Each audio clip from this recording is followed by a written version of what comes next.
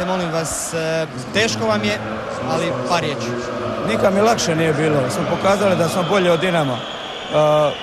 Danas se u stvari vidi šta nam se dogodilo u Zagrebu, da smo pokradeni i da je Hajduk ovoga puta nezasluženo ostao bez trofeja. Ja čestam svojim momcima i sretan sam i tužan sam što se ovo dogodilo.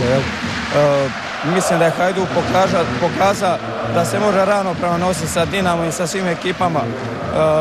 Žao mi je na kraju što je ovako ispalo zbog publike koja je došla da nas bodri, da nam pomogne. Mi smo ostavili srce na terenu, stvari moji igrači. Ja mogu još jedno reći da sam ponosan, sretan što sam trener Hajduka. Bartolović, Kalinić u pravom izdanju. Kako ste možda željeli cijele sezone? Dvojac napadački. Svi su bili na visini zadatka. Bili smo strpljeni, nismo gubili glavu ni nakon 0-0 u prvom, znači na polovrijeme gdje je Dinamo možda malo kontrolirao igru u drugom dijelu prvog poluvremena, međutim mi smo u drugom poluvremenu dali gole u pravom momentu.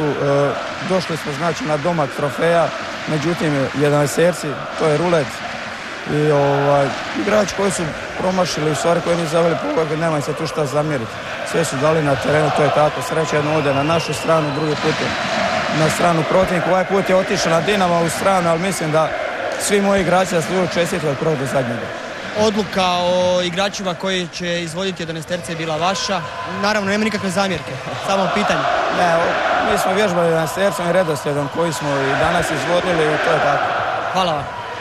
Impresija se da sam sretan, osvojili smo kup.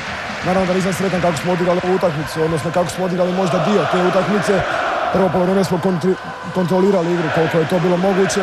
Imali smo dosta problema u pripremima utakmica, ali ne bi sad o tome, ali to bi tražilo, iziskivalo možda da traženje nekakvog alibija, to me ne interesira. Kažem, čestitam svojim momcima, čestitam Hajduku na izvanrednoj partiji, ali prije svega čestitam svojim momcima, ovo je njihov kup. Što se dogodilo vašoj momčadi na otvaranju drugog poluvremena?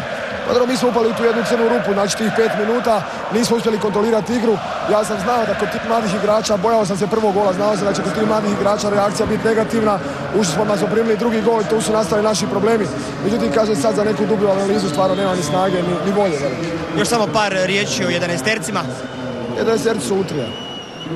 Odluka o igračima koje će izvoditi bila je vaša? Pa moja bila je dobra? Naravno, da. Znamo od prilike igrači koji dobro izvode 11-terce, tako da tu nismo mogli pogriješiti. Hvala vam. Hvala vama.